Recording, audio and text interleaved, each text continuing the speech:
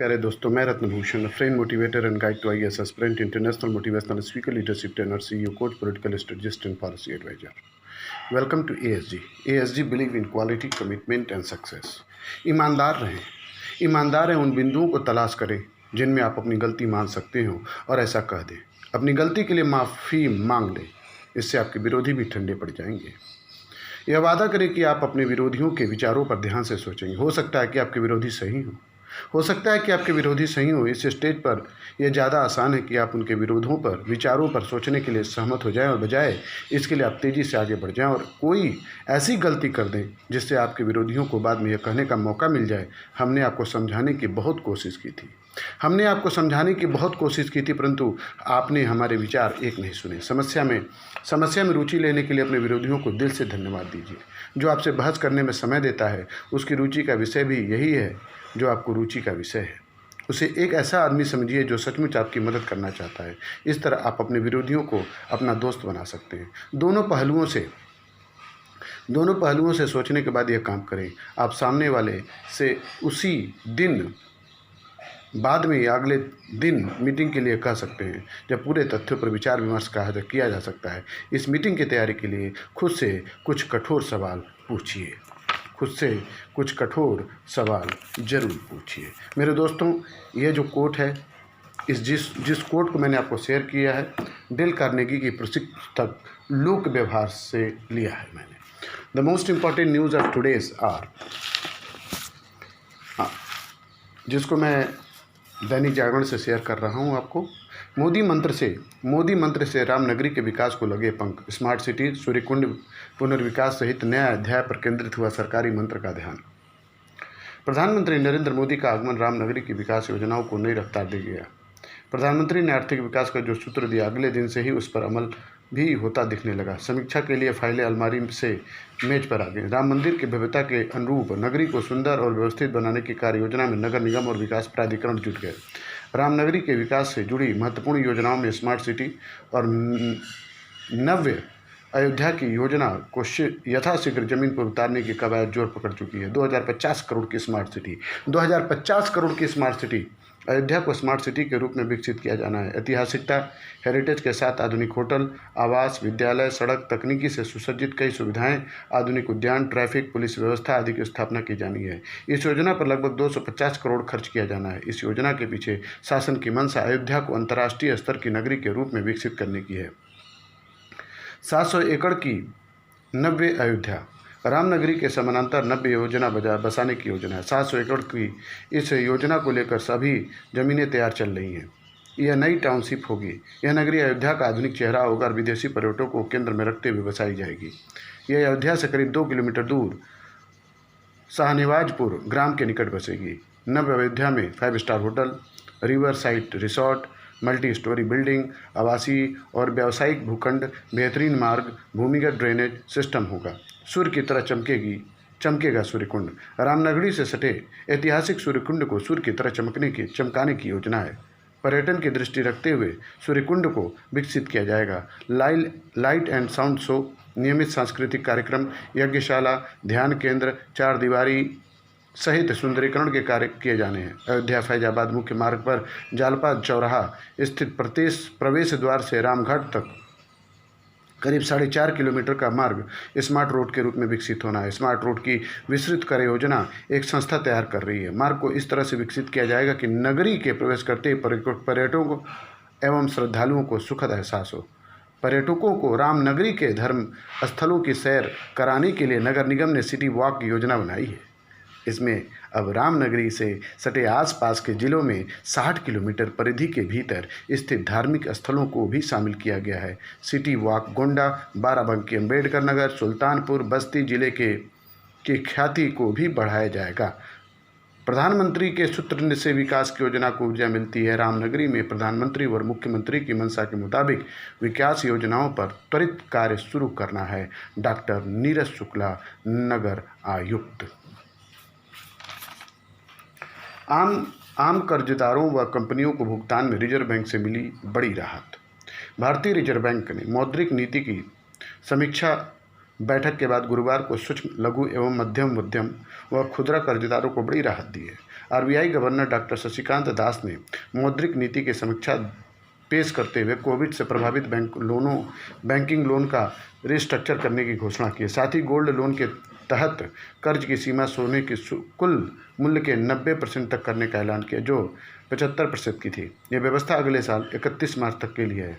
Startup को priority sector lending श्रेणी में डालने और नवीनीकरण ऊर्जा सेक्टर की कर्ज सीमा भी बढ़ा दी गई है। इसके तहत योग्य इकाइयों को आसानी से कर्ज मिल सकेगा।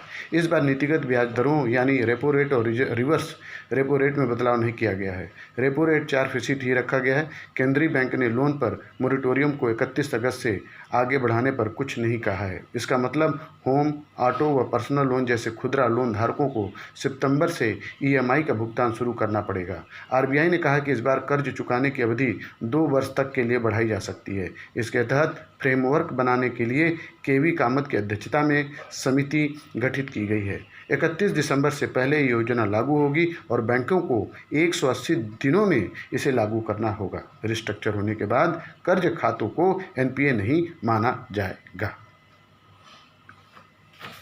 मनोज सिन्हा बने जम्मू कश्मीर के उपराज्यपाल।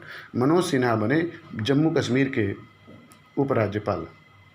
अनुच्छेद 370 की समाप्ति का 1 साल पूरा होते ही उपराज्यपाल गिरीश चंद्र मुर्मू के इस्तीफे के बाद गुरुवार को 61 वर्षीय केंद्रीय रेल राज्य मंत्री मनोज सिन्हा को केंद्रीय शासित प्रदेश जम्मू कश्मीर का नया उपराज्यपाल बनाया गया है। वह शुक्रवार 12:30 बजे राजभवन में राज्यपाल पद की शपथ लेंगे।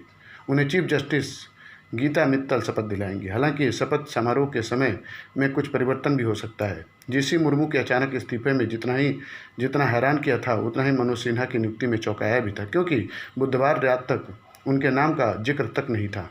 गुरुवार सुबह राष्ट्रपति कार्यालय से जारी आदेश के बाद सभी कयास बंद हो गए और मनोज सिन्हा के नाम की पुष्टि हुई। नए उपराज्यपाल मनोज सिन्हा दोपहर 1:45 बजे दिल्ली से श्रीनगर पहुँचे। श्रीनगर एयरपोर्ट पर जम्मू कश्मीर डीजीपी दिलबाग सिंह और नागरिक प्रशासन के वरिष्ठ अधिकारियों ने उनकी अगवानी की। उन्हें गार्ड ऑफ ऑनर दिया गया। इसके बाद सिन्हा ने कुछ वरिष्ठ नौकरशाहों पुलिस अधिकारियों के साथ बैठक कर हालात को समझा। जम्मू कश्मीर के पहले उपराज्यपाल जीसी मुर्मू ने बुधवार को देर शाम इस्तीफा राष्ट्रपति को मंजूर किया था। उसके इस्तीफे के बाद पूर्व केंद्रीय मंत्री गृह सचिव राजीव महर्षि, जम्मू कश्मीर के DGP Ashok Prasad, lieutenant general Syed अता हसनैन और पूर्व स्वराज सलाहकार के विजय कुमार के नाम उपराज्यपाल के तौर पर लिए जा रहे थे। गुरुवार सुबह राष्ट्रपति ने मुर्मू का इस्तीफा मंजूर किया और सिन्हा के रूप में नए उपराज्यपाल के नाम का उल्लेख किया तो सभी हैरान थे। जम्मू कश्मीर के पूर्व सीएम और नेशनल कॉन्फ्रेंस के उपाध्यक्ष उमर अब्दुल्ला ने अपने ट्विटर हैंडल पर लिखा, बीती रात सोशल मीडिया पर नए उपराज्यपाल के रूप में 1-2 नाम खूब वायरल हो रहे हैं। लोग कह रहे थे कि उनकी नियुक्ति लगभग तय हो चुकी है। सभी कयास गलत साबित हुए। आप हमेशा यह मानकर चलिए कि यह सरकार अपने झोले से कोई चौंकाने वाला नाम निकाल कर आपको हैरान कर देगी। कौन है मनोज सिन्हा? मनोज सिन्हा 3 बार उत्तर प्रदेश के गाजीपुर संसदीय क्षेत्र के सांसद रह चुके हैं। वो केंद्रीय रेल राज्य मंत्री, संचार राज्य मंत्री, स्वतंत्र प्रभार रहे। उन्हें उत्तर प्रदेश के दिग्गज भाजपा नेताओं में से गिना जाता रहा है। वर्ष 2017 में उत्तर प्रदेश में जब भाजपा ने विधानसभा चुनाव में जीत करती तो उन्हें उत्तर प्रदेश का मुख्यमंत्री बनाए जाने की भी चर्चा हुई थी। हालांकि योगी आदित्यनाथ को मुख्यमंत्री बनाया गया। उन्होंने IIT BHU से सिविल इंजीनियरिंग में बीटेक और एमटेक की पढ़ाई की। भाजपा से संबंधित छात्र संगठन अखिल भारतीय विद्यार्थी परिषद सियासी सफर शुरू करने वाले सिन्हा 1982 में BHU छात्र संघ के अध्यक्ष रहे। उसके बाद 1989 में भाजपा राष्ट्रीय परिषद के सदस्य बने और 1996, 1999, 2014 में गाजीपुर से सांसद बने। हालांकि साल 2019 के लोकसभा चुनाव में उन्हें हार का सामना करना पड़ा। मोदी सरकार के पहले कार्यकाल में मनोज सिन्हा रेल राज्य मंत्री व संचार राज्य मंत्री स्वतंत्र प्रभार रहे। वह 1999 से 2000 तक ऊर्जा संबंधी अस्थायी समिति के सदस्य रहे। उसी दौरान सरकारी आश्वासनों संबंधी समिति के सदस्य भी रहे। मनोज सिन्हा की 1 मई 1977 को बिहार के भागलपुर की नीलम सिन्हा से शादी हुई। उनकी एक बेटी है जिसकी शादी हो चुकी है और एक बेटा है जो एक टेलीकॉम कंपनी में कार्यरत है। मैं श्री मनोज सिन्हा जी को बहुत बहुत धन्यवाद देता हूं और उनको बहुत बहुत आभार प्रकट करता हूं। व्यापक असर वाली नई शिक्षा नीति। लंबे विचार विमर्श के बाद केंद्र ने शिक्षा नीति की घोषणा कर दी, जो राजीव गांधी सरकार द्वारा 1986 में बनाई शिक्षा नीति की जगह लेगी। यह देश की शिक्षा व्यवस्था में व्यापक बदलाव लाते हुए 21वीं सदी के भारत की नींव रख सकती है। इसमें 6 वर्ष से पहले ही बच्चों की शिक्षा शुरू कराने पर काफ़ी जोर दिया गया है। बच्चों के दिमाग का 85% हिस्सा 6 वर्ष के पहले ही विकसित हो जाता है। इस उम्र में बच्चों को सिखाने पर ध्यान नहीं देने से उनकी सीखने की क्षमता पर नकारात्मक प्रभाव पड़ता है। तमाम शोध से साबित हुआ है कि बच्चों के पढ़ने की क्षमता उन्हें बचपन में मिले संतुलित आहार से प्रभावित होती है। चूँकि गरीब परिवारों के बच्चों को संतुलित आहार नहीं मिल पाता, इसलिए वे कुपोषण का शिकार हो जाते हैं। ऐसे बच्चे पढ़ाई में अच्छा प्रदर्शन नहीं कर पाते। यूनिसेफ के प्रयास से अलग अलग देशों में बच्चों के लिए पोषाहार और मध्याह्न भोजन की व्यवस्था लागू की गई। भारत में भी इसे आंगनबाड़ी के माध्यम से बाल पोषाहार और प्राथमिक विश्वविद्यालयों में मध्याह्न भोजन व्यवस्था के तौर पर शुरू किया गया। नई शिक्षा नीति में अब बच्चों की भोजन के पहले पौष्टिक नाश्ता देने की बात है। बच्चों के मानसिक विकास के पहलुओं पर ध्यान देने की वजह से व्यवस्था में सुधार आने की संभावना है। स्कूली शिक्षा में दूसरा बड़ा बदलाव साइंस, आर्ट्स और कॉमर्स के स्ट्रीम को समाप्त करना है। अब बच्चे 11वीं और 12वीं में अपनी पसंद का कोई भी विषय चुन सकते हैं। एक अन्य अहम बदलाव यह हुआ है कि संगीत, खेलकूद जैसे विषय मुख्य विषय बना दिए गए हैं। इसके अलावा सरकार अब स्कूलों में योग्य शिक्षकों की कमी पूरी करने के लिए 4 वर्षीय बीएड कोर्स शुरू करेगी। उच्च शिक्षा के क्षेत्र में एक बड़ा बदलाव शिक्षा को नियंत्रित करने वाली संस्थाओं को लेकर है। अब तक यूजीसी, AICTI जैसी संस्थाएं उच्च शिक्षा पर निगरानी रखती थीं, जिससे एक जैसे मामलों में उनके अलग अलग निर्णयों की वजह से काफ़ी दिक्कतें आ रही थी। अब ऐसी संस्थाओं को समाप्त कर केवल एक राष्ट्रीय उच्च शिक्षा आयोग होगा। दूसरे बड़े बदलाव के तहत देश भर के विश्वविद्यालयों की ब्रिटेन की तर्ज पर शोध केंद्रित और शिक्षण केंद्रित विश्वविद्यालयों में विभाजित किया जाएगा। साथ ही तमाम डिग्री कॉलेजों को भी स्वायत्तता दी जाएगी। अगर छोटे शहरों के पुराने डिग्री कॉलेजों को स्वायत्तता मिलती है तो वहाँ भी शिक्षा की गुणवत्ता में सुधार होगा। तभी डिग्री कॉलेजों पर विश्वविद्यालय की निगरानी रखने की नीति का परिणाम यह हुआ कि अच्छे खासे चल रहे डिग्री कॉलेज भी नए खुले विश्वविद्यालय की प्रशासनिक निगरानी में आ गए। नए विश्वविद्यालय खुद ठीक से खड़े नहीं हो पाए और उन्हें पुराने डिग्री कॉलेजों को भी डुबो दिया। सरकार अब जाकर इस समस्या को पहचान पाई है। उच्च शिक्षा में तीसरे बदलाव के तहत अब ग्रेजुएशन 4 साल का होगा, लेकिन उसमें भी बीच में कोर्स को छोड़ने का प्रावधान होगा। अगर कोई 1 साल में कोर्स छोड़ता है तो उसे सर्टिफिकेट 2 साल में डिप्लोमा, 3 साल में डिग्री मिलेगी। 4 साल बाद रिसर्च ग्रेजुएशन की डिग्री मिलेगी, जिसकी बदौलत छात्र बिना MA किए सीधे PhD में प्रवेश पा लेगा। 4 वर्ष के ग्रेजुएशन का मूल उद्देश्य प्रतिभावान बच्चों को शोध कार्य की तरफ मोड़ना है। ग्रेजुएशन से सीधे PhD में प्रवेश की व्यवस्था ब्रिटेन के विश्वविद्यालयों में है, लेकिन इसे बहुत अच्छा नहीं माना जाता क्योंकि ग्रेजुएशन के दौरान बहुत कम छात्र शोध करने के लायक पढ़ाई कर पाते हैं।